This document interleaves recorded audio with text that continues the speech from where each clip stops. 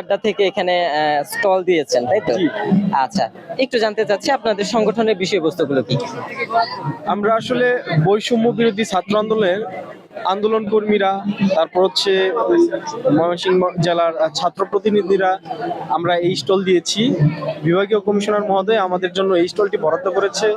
আমরা এখানে সবাই সম্মিলিত হই এবং ছাত্র জনতার জন্য আমাদের এই স্টলটি উন্মুক্ত করে দেওয়া হয়েছে। যে কেউ এসে এখানে বিনামূল্যে বই পড়তে পারবে, জ্ঞান অর্জন করতে পারবে।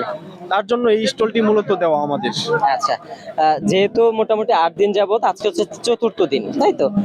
আপনার দেখা অনুযায়ী কেমন বই বিক্রি হচ্ছে, বা যেহেতু সার্বিক বিষয়গুলো নিয়ে আপনারা পর্যবেক্ষণ করছেন, কেমন বই বিক্রি হচ্ছে এবং পাঠক যারা আছে তারা কেমন বই নিচ্ছে আসলে? জি, আমরা এখানে সকাল থেকে অবস্থান করি।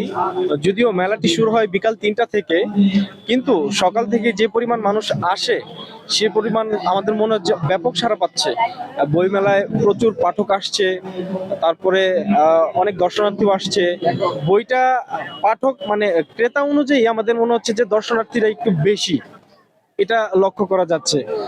আর এমনিতে আমাদের যে তারুণ্য স্টলটা আছে ওইখানে ফ্রি বই পড়ার একটা সুযোগ আছে। তাই ওইখানে আমাদের তারুণ্যর স্টলটাতেই মানুষ বেশি সমবেত হচ্ছে ফ্রিতে বই পড়ার জন্য। আচ্ছা, ময়মনসিংহে এই ধরনের মানে উদ্যোগ আরো নেওয়া হোক, সেটা অনেকের সাথে কথা বলা অনেকেই চাচ্ছে। আপনার দৃষ্টিকোণে কি? অবশ্যই, কারণ হচ্ছে এই আন্দোলন পূর্ববর্তী সময়ে এবং পরবর্তী সময়ে আমাদের স্কুল কলেজের ছাত্রছাত্রীরা বই থেকে কিছুটা বিচ্যুত।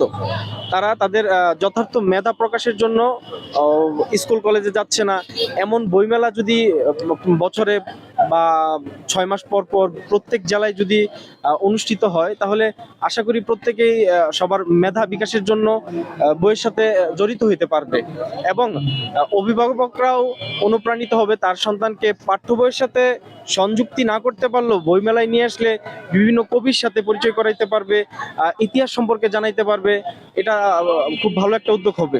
আপনাদের তারুণ্যের আড্ডা থেকে কি মেসেজ দিতে চান যারা হচ্ছে নতুন বই প্রেমী হচ্ছে, বা নতুন প্রজন্ম যারা, তাদের আসলে কি মেসেজ দিতে চাচ্ছেন?